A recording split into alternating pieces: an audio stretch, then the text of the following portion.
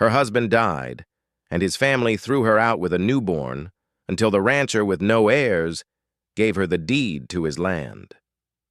The sky over Dust Hollow hung heavy, the color of iron, rain falling since dawn. Mud sucked at boots and wagon wheels on the climb to the small churchyard. The air sharp with wet cedar and fresh-turned earth. Mary Ann stood at the grave's edge, clutching the swaddled newborn close. The child stirred, pressing a warm cheek to her damp dress. She shifted to shield him from the wind, eyes fixed on the pine box lowering into the ground. The preacher's voice was steady but faint against the rain. A handful of townsfolk stood with hats bowed. At the far side, Agatha Clark, rigid in a black dress slick with rain, kept her mouth a thin, hard line. When the final clump of dirt struck the coffin, Agatha stepped forward, not to the grave, but to Mary Ann. "From this moment," she said, her voice slicing through the rain, "you are no longer part of the Clark family. Take your things and leave this land." A murmur rippled through the crowd. "Mrs. Clark," Mary Ann began, "you heard me. My son is dead because he tied himself to the wrong blood. You brought trouble and now it ends." Some nodded in agreement, others avoided her gaze. "You would turn me out with a newborn." "I will," Agatha said coldly. "Your kind will not poison my household any longer." The Clark foreman stepped forward, rain beating on his coat. He dropped a battered trunk and a small bundle at Mary Ann's feet, spilling into the mud. "That's all you brought into this family?" Agatha said. "It will do for wherever you end up." Mary Ann bent to retrieve a baby blanket, holding her son tighter. She felt every stare, the pity from the preacher's wife, the narrowed eyes of ranch hands, the blank faces, wanting the scene to end. A woman whispered, "A shame, but that blood never settles." Mary Ann straightened, chin high despite the rain, in her hair. She gave Agatha no more words. Turning toward the road, she carried the baby and the damp bundle away. The muddy track down from the church felt longer now, each step heavy. At the edge of town, the rain thinned to a drizzle, but her dress clung cold against her skin. She stopped in the street, unsure whether to walk east to the flats or west to the hills. Her son whimpered. She kissed his forehead, feeling his warmth against her chilled skin. Hoofbeats broke the silence. Slow, steady, drawing closer, a lone rider emerged from the gray horizon, his bay gelding sure-footed in the slick mud. When he neared, Mary Ann saw the angular face beneath a trail-worn hat, eyes steady and assessing. "Mrs. Clark," he said, reining in. His voice was deep, carrying the weight of someone accustomed to hard truths. "I heard about Thomas." She nodded once. "It seems everyone has." His gaze flicked to the baby before meeting her eyes again. "Where are you headed?" "I don't know." The words came raw. He was silent a moment, rain pattering on his brim, then swung down from the saddle, boots sinking in the mud. "I'm Caleb Morgan. Rode beside Thomas more than once. He was a good man." She studied him wearily. His eyes shifted to the trunk at her feet, then back to hers. "Looks like you could use somewhere dry to stand." She tightened her hold on the child, exhaustion pressing in. Caleb stood as though he had all the time in the world to wait for her answer. In the quiet, the rain faded to a mist, and the gelding's slow breath filled the space between them. Mary Ann still didn't answer, but for the first time since morning she felt someone standing between her and the emptiness, stretching in every direction. The drizzle had deepened into a cold mist, threading through Mary Ann's hair and chilling the air. Between them, Caleb stood with one hand resting on his gelding's bridle, his gaze steady, unreadable, yet free of judgment. "You look like you have been walking a long while," he said, his voice low but clear. "I will manage," Mary Ann replied quickly, shifting, the baby in her arms. I do not want charity. Caleb's brow lifted slightly. Charity is when someone gives because they feel sorry for you. This isn't that. It is too far to town in this weather, and your boy is already cold. Her chin lifted. We will find shelter in the flats or the hills. His tone was not mocking, only certain. I have seen both. They will give you nothing but more rain and more miles. Mary Ann's lips pressed together. She had learned long ago that pity was a poison that sounded like kindness. Still, there was something in the way he spoke, measured, like a man used, to weighing his words before he spent them. Why? She asked finally.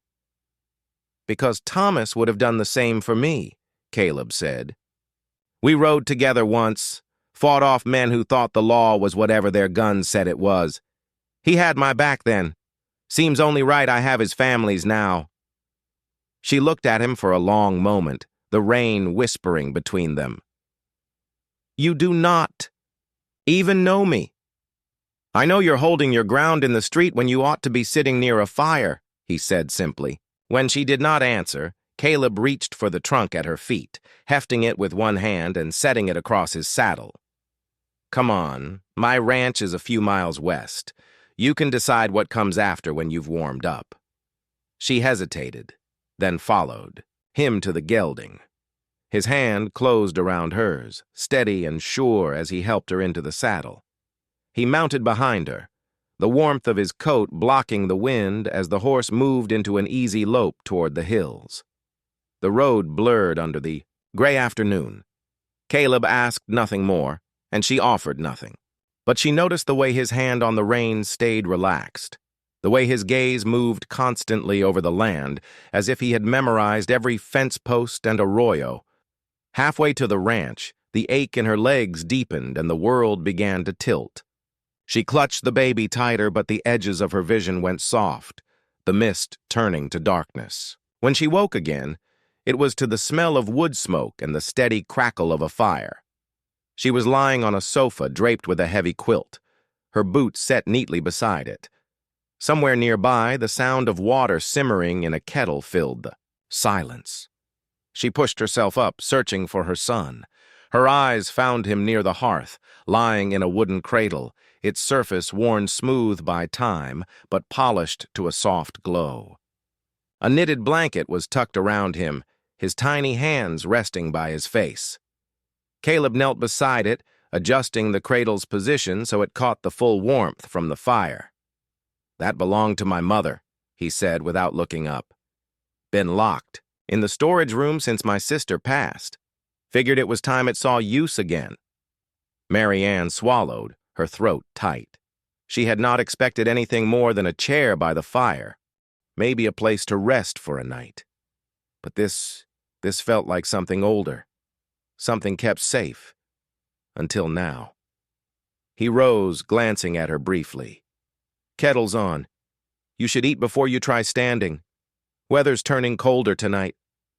She nodded, her gaze drifting back to the cradle. The firelight made the old wood glow as though it carried the warmth of another lifetime. For the first time since she had left the Clark land, she felt her son was not merely safe. He was sheltered in a place that seemed to remember how to protect what it held. The sun sat high over Dust Hollow, casting sharp light across the weathered storefronts and the dusty Main Street. Mary Ann kept her shawl pulled close, one hand cradling the small pouch of coins she'd brought for medicine. The baby's fever had eased the night before, but she wasn't about to take chances. Carter's pharmacy stood at the far end of the boardwalk, and she was halfway there when a voice, cold and unmistakable, cut across the street. Well, if it isn't the widow Clark. Agatha's tone rang sharp as a church bell on Sunday.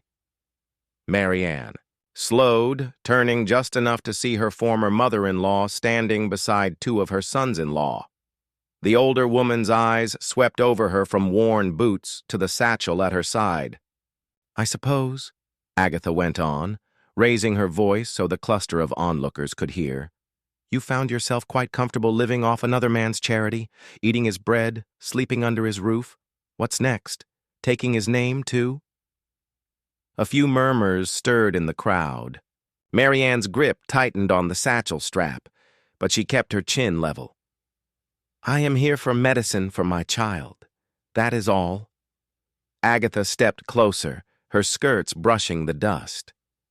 Your child carries Clark blood, and yet you shame that name by hiding on the Morgan land like some stray. Thomas would have been sick to see it. Mary Ann's breath caught, but before she could speak, movement flickered at the edge of her vision. Caleb stepped out from between two wagons, his hat brim shadowing his eyes. He didn't look at her first, his gaze locked on Agatha, calm and unblinking. That's enough, Mrs. Clark, he said, voice steady, but cutting clean through the murmurs. Agatha bristled. This is no concern of yours, Mr. Morgan. It is when you speak about someone under my roof.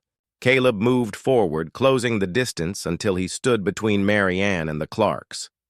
His stance was easy, but there was no mistaking the way the street seemed to still around him.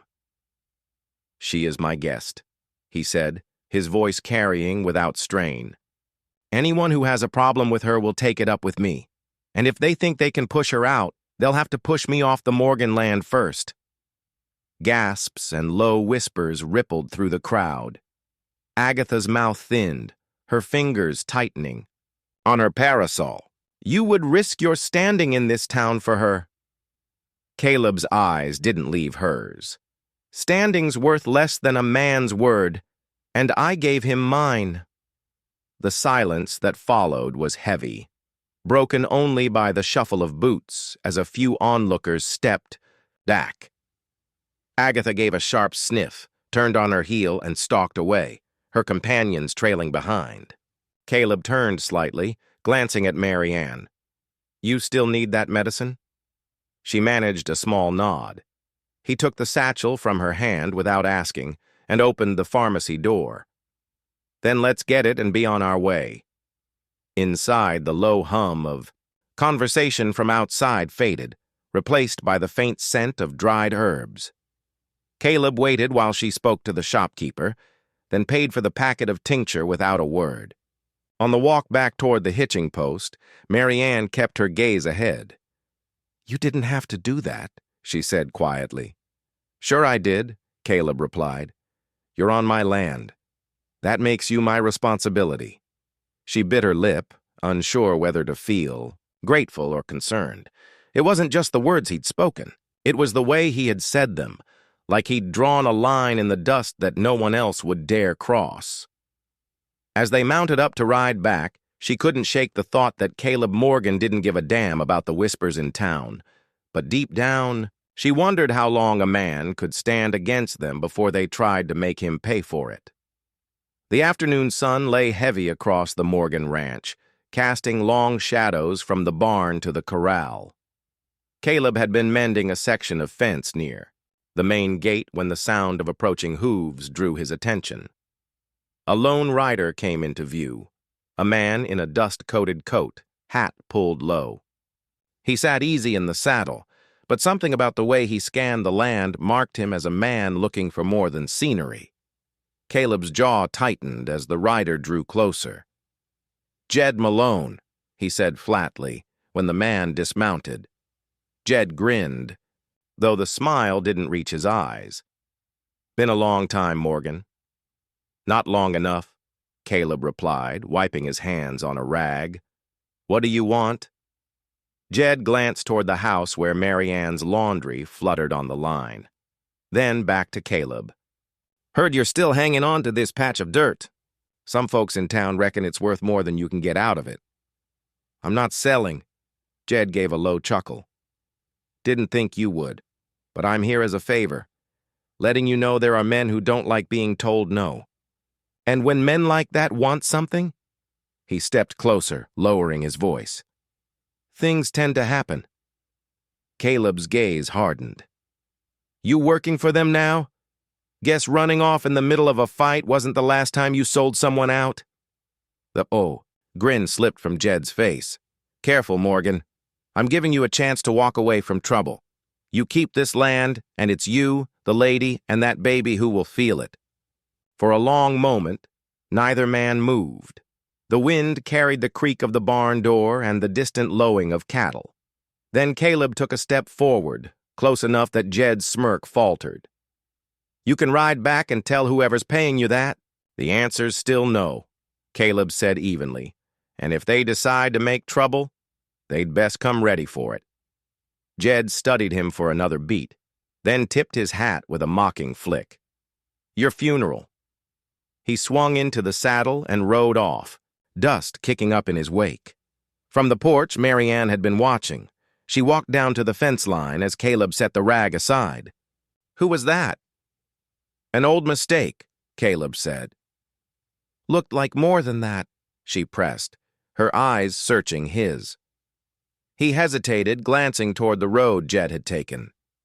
"We fought together once. He left me behind when things went bad. Now he's working for men who want this place." Mary Ann folded her arms. "And he thinks you'll just give it up." "Men like that don't ask, they push." Caleb's voice was calm, but the tightness in his shoulders told another story. She studied him for a moment, seeing the lines at the corners of his eyes, the weight he carried without complaint. "You don't have to fight this alone," she said quietly. Caleb didn't answer right away. His gaze drifted past her to the wide stretch of pasture, the hills beyond, the land his family had worked for generations. "This land's all I've got left of them," he said finally. "I'm not letting it go." Mary Ann could hear the resolve in his voice, but she also heard the echo of something else. Pressure, memory, the unspoken cost of standing his ground. When he turned toward the barn, she knew he wouldn't speak of it again that night. But she also knew that Jed Malone's return had stirred something dangerous, not just for the ranch, but for the man who guarded it. The morning broke cold and sharp, the kind of air that carried the scent of snow, even though the sky was still, pale blue. Caleb had been watching the weather for days, knowing an early storm could trap the herd in the high pasture. "We moved them today," he told Mary Ann as he cinched the saddle on his bay gelding, "before the snow blocks the pass." Matthew, one of the ranch hands, was already driving the cattle toward the narrow mountain trail that wound above Red Creek. Mary Ann stood on the porch with the baby in her arms, her brow furrowed. "That trail's tight," she said. "If the weather turns." "It's the only way to get them down fast," Caleb replied, pulling on his gloves. "I'll be back before nightfall." By the time they reached the lower slope of the pass, the wind had picked up, rattling through the scrub pine. The trail narrowed to little more than a ledge carved into the side of the hill, loose rock skittering away into the ravine below. Mary Ann had insisted on riding along, claiming she could help turn the cattle if they spooked. Caleb hadn't argued. He'd learned she could be stubborn as any rancher when she set her mind to it. Halfway up the trail, something tugged at her. Attention. She slowed her horse, scanning the hillside above. A section of dirt looked fresher than the rest, the rocks piled too neatly to be natural. "Caleb!" she called over the bawl of the cattle. He turned in his saddle. "What is it?" She pointed up the slope. "That ridge. Do you see how the soil's been scraped clean in spots? And those boulders, they're balanced too close to the edge." Caleb followed her gaze, his eyes narrowing. He swung down from the saddle, stepping carefully toward the slope. As he crouched, a faint metallic glint caught his eye, a frayed length of rope hidden under loose dirt, leading to a wedge holding the rocks in place. "Jed," he muttered. No. Sooner had the word left his mouth than a sharp crack echoed through the pass. The wedge shifted. "Move!" Caleb shouted. The cattle bellowed as Mary Ann wheeled her horse back, waving her arms to drive them clear. Caleb leapt into the saddle and spurred his gelding forward, just as the first boulder broke free, smashing onto the trail behind them. Dust and shards of rock filled the air, the sound of stone on stone drowning out everything else. One more second, and the slide would have caught them both. Caleb coughed against the dust, turning in the saddle to see the narrow ledge littered with debris. The herd had scattered down the slope, miraculously avoiding the ravine. Mary Ann's face was pale, but her eyes were steady. "You all right?" He nodded once, though his pulse still hammered. "You saw it before I did." "Only because I have seen landslides before," she said. "My father lost a wagon team that way." Caleb took in her words, the image of her quick thinking replaying in his mind. If she hadn't spoken up when she did, they regrouped the herd on the lower slope, the cattle milling uneasily. The wind was sharper now, carrying a promise of snow. Caleb gave a low whistle, setting the drive toward the valley floor. By the time they reached the ranch, the sun was dipping behind the ridge line, turning the clouds to bruised purple. Caleb swung down from his horse and caught Mary Ann's reins as she dismounted. "You saved more than the herd today," he said quietly. She shook her head. "I just noticed something was wrong." "No," he corrected, his voice firm but low. "You saw trouble and acted. That's the difference between someone who freezes and someone who rides out alive." For a long moment they stood in the chill air, the sound of the cattle settling into the corral drifting over the yard. Caleb studied her, not as someone under his protection, but as a partner who had earned her place here. "From now on," he said, "I want you riding with me when it counts." Mary Ann met his gaze, something unspoken passing between them. "Then you'd better get used to me noticing things," she said, a faint smile tugging at her lips. Caleb's own smile was brief, but it reached his eyes. "I reckon I already am." The town hall of Dust Hollow was packed to the rafters, thick with pipe smoke and the restless murmur of voices. Late afternoon sunlight slanted through the high windows, painting the air in gold and shadow. Every seat was filled. Men lined the walls, hats in hand, shoulders brushing the paneling. Caleb Morgan sat in the back row, hat in his lap, jaw set. The council's summons had been polite, threats often were, but the meaning was plain.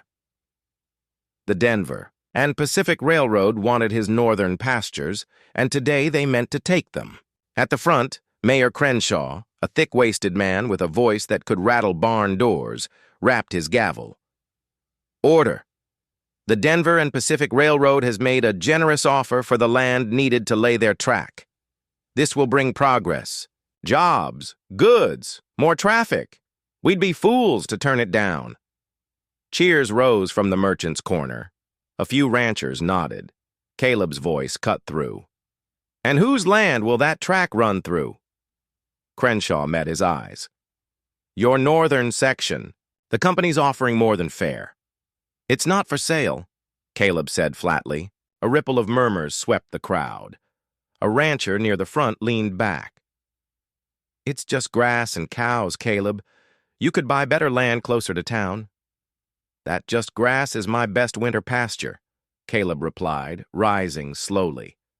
The boards groaned under his boots. "Take it, and my herd starves before spring. This isn't sentiment, it's survival." One of the younger councilmen frowned.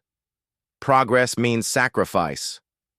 "My family bled for that land," Caleb said, voice hardening. "My father built those fences with his own hands. My mother drove cattle through storms you wouldn't last an hour in. And you want me to sell it for a train schedule that'll change the moment Denver says so? No." The mayor leaned forward. "You're one man standing in the way of this town's future. And you're a room full of men willing to sell it to the highest bidder." Caleb shot back. "I won't sign away my father's grave to strangers who've never set foot here." The tension was thick enough to choke on. Then the back door creaked open. Mary Ann stepped inside, the baby in her arms. She wore no bonnet, her hair damp from drizzle, eyes steady as she crossed the room. Her boots clicked softly on the worn boards. Without hesitation, she took her place just behind Caleb. The baby stirred with a faint cry. Mary Ann adjusted the blanket, lifting her chin. She didn't speak, but her presence said enough. This was her home, too. Something shifted. A few who had been leaning forward now sat back. The earlier jeers faded. Caleb didn't turn, but her nearness settled at his back like a brace. He faced the council. You wanted to see who this land matters to. You're looking at them. My name's on the deed. But it feeds more than cattle. It feeds a family. That's worth more than your money or your promises. The mayor's mouth tightened. We'll vote. Hands went up. More for the railroad than against, but not enough to pass. The motion stalled. The gavel came down with a crack. This isn't over, Crenshaw warned. I know, Caleb said, placing his hat on his head. Neither am I. He stepped aside for Mary Ann, the baby now sleeping on her shoulder. They walked the length of the hall under a dozen quiet gazes. Only after the door closed did the murmurs rise again. Outside, the boardwalk glistened with rain. The wind carried the scent of wet cedar and far-off thunder. Caleb glanced at her. You didn't have to come. I know, she said softly, meeting his eyes, but I wasn't about to let you stand alone. Something in his chest eased. He tipped his hat, and together they turned toward home, knowing the fight was far from over. The main street of Dust Hollow glowed under strings of lanterns, their lights swaying gently in the cool autumn breeze. The smell of roasted corn, cinnamon apples, and fresh hay hung in the air. Children darted between booths, clutching candied apples, while the brass band played a lively reel near the gazebo.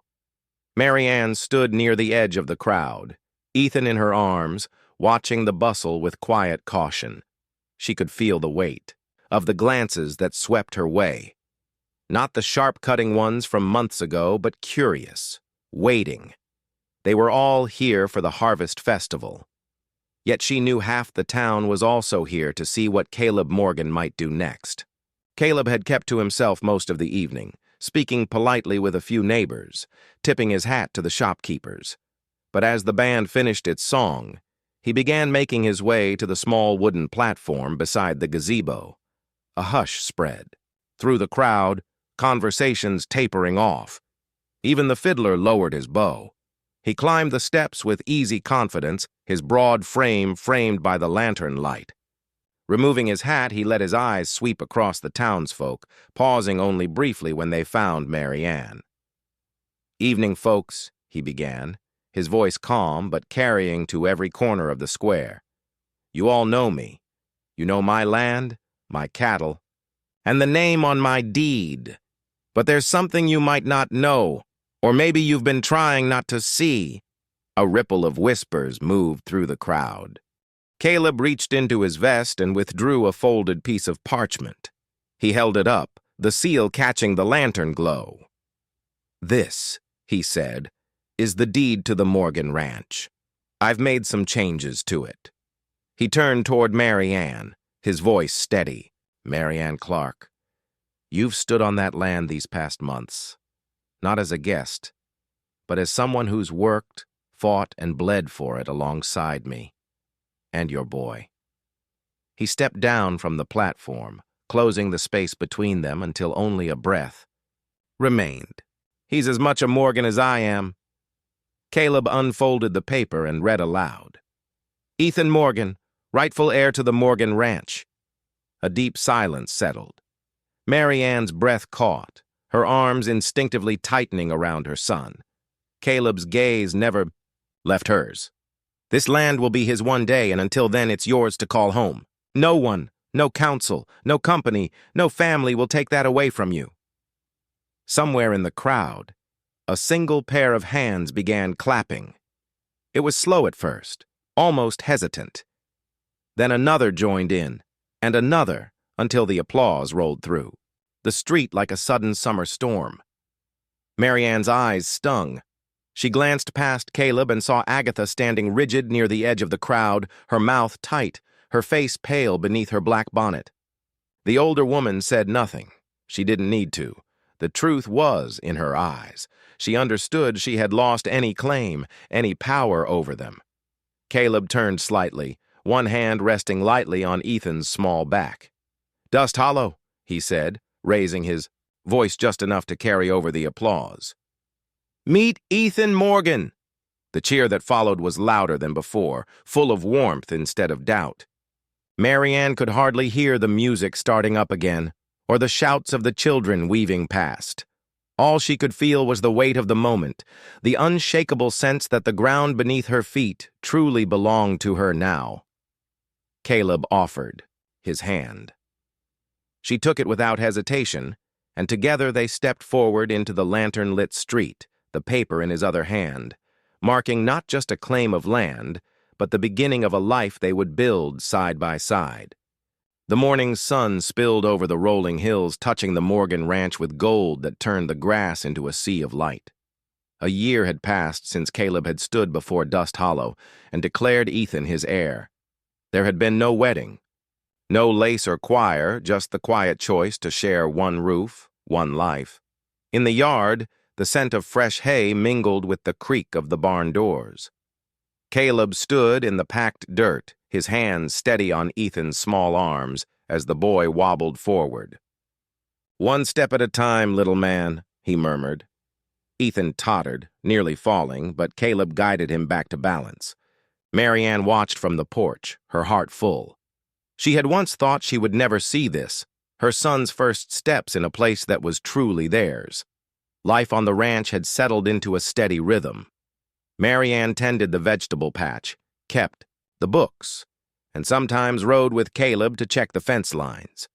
Townsfolk who had once whispered now greeted her with nods and smiles.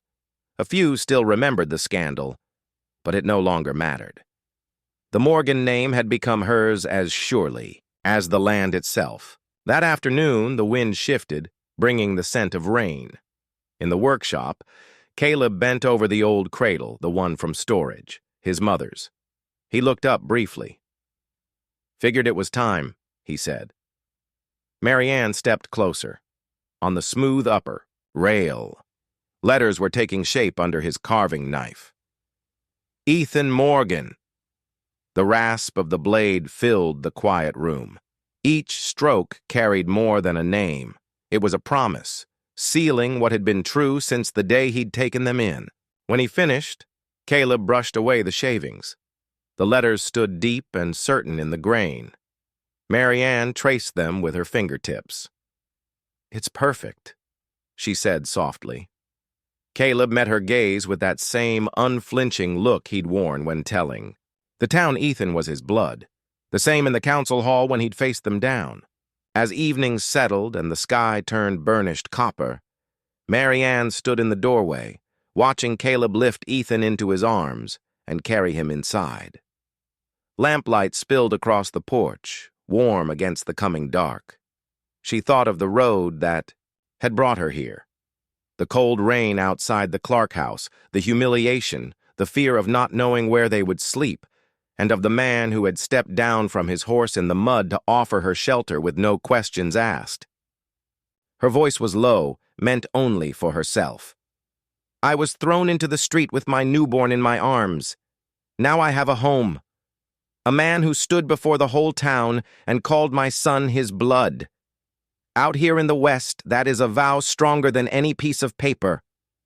From inside came the soft creak of the cradle, the name Ethan Morgan rocking gently in the shadows. And Marianne knew that whatever storms came, this would always be their place, the home they had built together. And that's how Marianne Clark went from being cast out into the rain with nothing but her newborn to finding a home, a family, and a man whose word was stronger than any contract. If this story stirred something in you, there are countless more tales from the untamed frontier.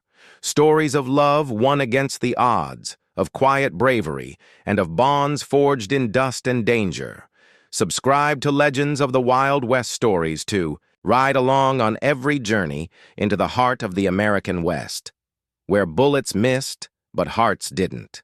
where locals refused to quit and violence broke out until law enforcement bent every bone to wildlife to stop this fearsome social phenomenon. Hit that bell icon so you'll never miss the next chapter of Love's Wildest Trails.